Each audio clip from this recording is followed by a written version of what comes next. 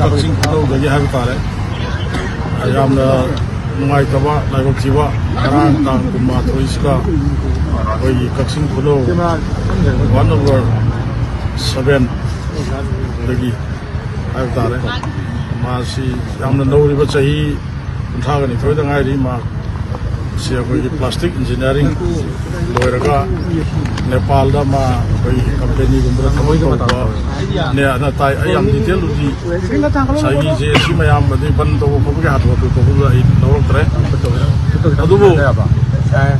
थोखरे ngaraang si अखोई चुरचानपुर दा अखोई खुलाई पाइबा दुगुम बाबियोय खरना हारगा पुरगा यामना मिनुसी हैतना अखोई मकोकता अनिरक नोंगिना कापगा हादे हैदना viral lo no maya jung tabir magari masi yamna nungaite masi condemn tawi ana ya pamjage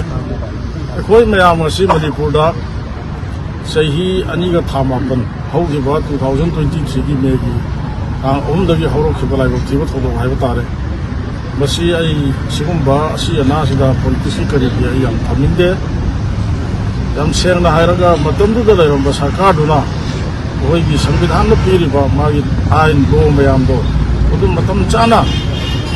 एक तौरगा मदुदा मराल अदि लंबेन तुयन मयाम तो खाजल लेहरगा मदु लाक्सल लगा control तौरगा थमौदबदगी ngasi di manipur se khoi haini ai leitona wa adugumba khoi no wari lari ta ba sahi tare kunta ko hai ba tu matang da handaki ngasi thoi ba sahi ani ga thama kon sujalla basin aduna tay yamna haidaga su aina samdapna thamjarabada ngasi khoi gi manipur da थोई इरांग से मसी लोइसन के है तारगदी भारत सरकार से मोइसी कुचेन सेंग थबक तोय तौबताय अइना हुजु फावबो observe तौदगी Bharat सरकार से मोइसी कुचेन सेंगे मरमदी हिलदा हाबदी अखोइगी चुराचानपुर ओइबे आइ मोरे ओइबे आइ तोंगानबा कुकीगी हुजु यामदा अखोइगी आर्म ग्रुप खुलाई पाइबसि यामना कलिबो मफम से अखोइगी फ्री हैंड दा थादोपा मोइगा अंडरस्टैंडिंग दा नोइना तौनिंगबो तौगा हाइना थादोपगी अदुम मोंग माले अदुन मसी मतमदुगी लेंगा अंबदुगा अदिगी मतमदुगी लेंगा अंबा मियोय सिंगदुगा अंडरस्टैंडिंग तौरिबा सुम होगी मौंग तौसिनानि हाइरैसे जो लैरिबा भारत सरकार सिगा मनुंगदा अरोनबे एजेंडा अमगा लोइनाना अखोइगी वैली की पार्टिकुलरली मैतै सि अखोइगी करी हाइगनी संसार सिदगी समाज सिदगी मुथतनबगी थांजला अब्रा हाइबदु एमोद फेम तौइ याम सेंगना हारिगो मसी लोइसनगे हारिगदि कसुनते हाइबदि आइन न यादबा लो न यादबा दुंबा अफब मखनि खोलाई पारिबा बिसिंग से अखोइगी मिलिटरी क्रैकडाउन तौबा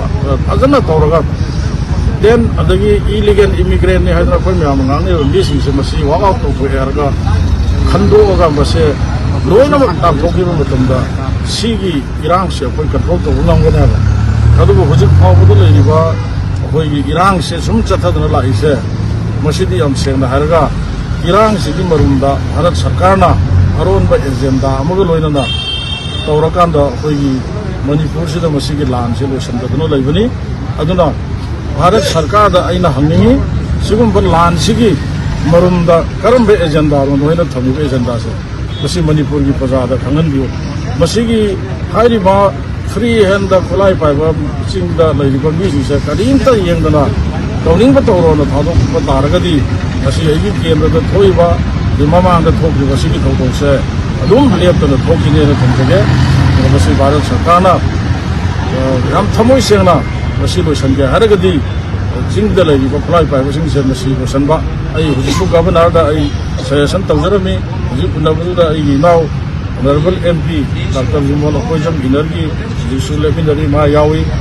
युनाव श्री केस लोकेशो हाने फॉर्मर स्पीकर मासु यावी जेसीगी होगी माइबेल सी चलसिनाव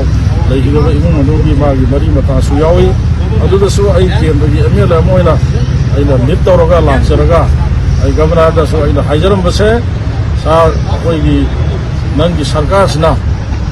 सिंग मरुना पार्टिकुलरली सिंग होगी आइन न यादबा अदुगबा खुलाई पाइबा मिसिंग से मसी की अमुक्तंग मिलिट्री क्रैकडाउन तौनबा एरेंज अमा तौबियो अदु तौरबा खक्तदा भारत सरकार ना थमोइ सेंगबा खक्तदा सी इशू से लोइसनगदबनी हाइबना आई गवर्नर दसु सेशन तौजरमनी अदु मानसु मदु कोइ येंगसनगने ना दे माइना हाइबिरे